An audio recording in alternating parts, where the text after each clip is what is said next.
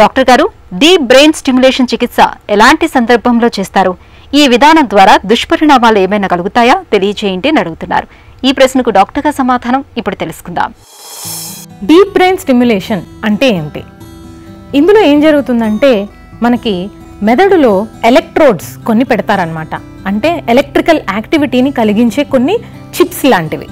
So దీని ద్వారా మనకి ఏదైతే బ్రెయిన్లో కొన్ని నరాలు దెబ్బతిని ఉన్నాయో, వాటి పనితీరు సరిగా జరగట్లేదో వాటికి హెల్ప్ చేయటం కోసం ఈ ప్రొసీజర్ని చేస్తూ ఉంటాము.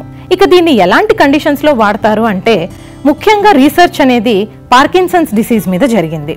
అంటే మనకి తెలుగులో చెప్పాలంటే కప్పవాతం అంటారు. దీని లక్షణాలు ఎలా ఉంటాయి?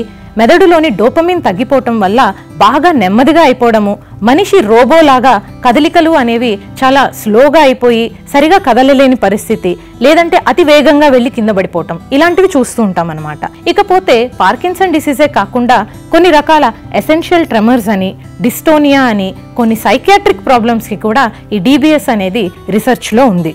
సో దీంట్లో చూస్తే కనుక రీసెర్చ్ ద్వారా మనకి తెలిసిన కాంప్లికేషన్స్, ఒకటి బ్లీడింగ్ అయ్యే ఛాన్సెస్ ఉంటాయి, లేదంటే మనం ఎలక్ట్రోడ్ పెట్టినందువలన కొద్దిపాటి ఇరిటేషన్ అయ్యి అక్కడ ఫిట్స్ లాగా రావచ్చు, కొన్నిసార్లు ఇన్ఫెక్షన్ లాంటివి కూడా వస్తూ ఉంటాయి. సో ఇవి దీని కాంప్లికేషన్స్ కాగా, ఓన్లీ మనకి ఈ నరాల సమస్యల్లో కొన్నిటికి మాత్రమే సెలెక్టివ్గా, అందులోనూ పార్కిన్సన్స్ లాంటి డిసీజెస్లో కూడా కొన్ని వెరైటీస్కి మాత్రమే ఈ డిపిఎస్ పనికొస్తుంది. కాబట్టి దీన్ని అందరికీ సజెస్ట్ చేయడం అనేది జరగదు. ఎవరు క్యాండిడేట్ అనేది మీరు కంపల్సరీగా వెళ్ళి తెలుసుకొని దాన్ని బట్టి డెసిషన్ తీసుకోవాల్సి ఉంటుంది.